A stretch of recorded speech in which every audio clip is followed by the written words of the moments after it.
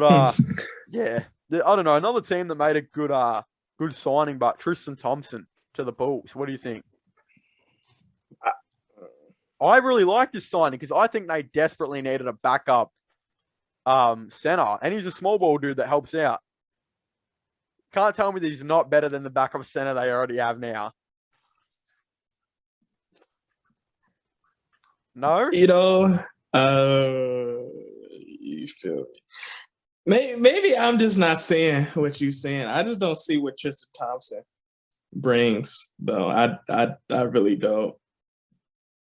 Right. I really don't. Like, I just don't. I'm gonna be honest with you, right? I feel like Tristan Thompson. I will start off like this. I thank Tristan Thompson for helping us with a title, right? With that being said, though, I do not think Tristan Thompson do anything well for an NBA player. I do not. I think he is a very overrated rebounder. Whoa! I think he doesn't. He cannot create his own shot.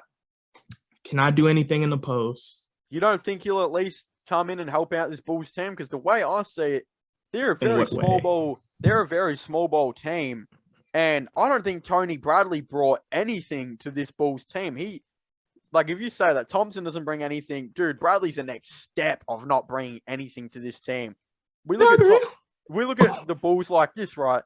You bring in Thompson, and if you say to him, we've got shooters all around, the only thing you need to do is grab a rebound and just run the floor.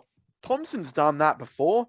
Thompson's always been a very good rebounder for his height. He's 6'9". 6'9", and he can come in and average you a couple rebounds off that bench. And then you still got him running the floor, still pretty quick. And then again, I don't know how he is with lobs anymore, but you've got Lonzo Ball, you got Caruso there, you got all these players. I still know Thompson was very capable of getting a lob a couple years ago. That's all you need from him. If he comes in and he does that stupid shit where he does the post hook around 3 players who are guarding him, then it's a terrible signing. But if he plays his role and knows what the Chicago Bulls need from him, I think it will be a very, very underrated signing and will actually change the Chicago Bulls team. Especially if Vooch was to have another injury, Thompson is a much better starting center than Tony Bradley or, for God's sakes, I've even seen them run Derrick Jones now at that center position. Thompson's going to do a much better job. Even though I do agree, he probably is better than Bradley, but I don't agree with. I don't think he's going to be that impactful. I just don't because if you really want to put this in context, this is exactly what the Boston Celtics thought when he first signed there. When they needed all they needed was a player to grab them some rebounds. And when they tried it, they never played him or gave him significant minutes ever since. And they let him walk. Sacramento thought the same thing, even though that's a different circumstance. Sacramento was garbage anyway. So anybody that goes there is hopeless. Yeah, but, he also still didn't – he still didn't do that either. Indiana, I think he somewhat played a role on the Celtics, though. I don't think he was the reason they ended up having a downfall. I mean, he didn't have he wasn't season he was on there. He wasn't the reason they had a downfall, but he definitely didn't help them. No, he didn't help what they needed. They needed a rebounder. But I don't think it was wrong to bring him in. He just got a lot of money, and that's the thing. The beauty with the Chicago Bulls right now, he's on the minimum, dude. He's on the minimum. Yeah, he's not paying anything for this guy, and he's going to. So what would be the expectations for him? What are the expectations? All right. Like stat-wise, because I think I cut you off too, because you was about to say if he averaging what? All right. So, Chicago Bulls, I'm looking at their team right now, right?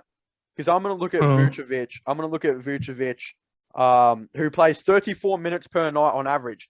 That means you've got 14 minutes per night for Thompson to come in. And their second leading rebounder is Lonzo Ball on 5, right?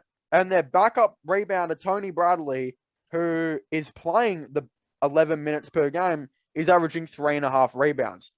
All Thompson needs to do in that 14 minutes is come in and average 5 to 6 rebounds off the bench, run the floor, and at least just give the option, to have a lob if he's there, but mainly just get the 6 rebounds.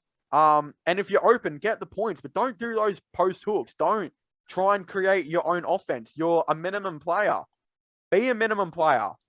Be a role player that's on the minimum. Do not try and be LeBron or, Kevin Love, which he's tried to do before. He's tried to be Kevin Love in the post before. It doesn't work. You don't know how to jump. You don't have a jump shot. I've seen him try and fade. It's not pretty. And especially that hook shit. Don't do it unless you're on a dude that's similar height to you that you know you can back down. Yeah. That's my expectations for Tristan Thompson. I think if the Bulls get it into his head, I can't see why he wouldn't be solid for them. So I think it's a W signing. I think it's a good signing. I think it's an underrated signing. And I think it will change the Chicago Bulls team because they finally have a dude that can play 48 minutes off the bench.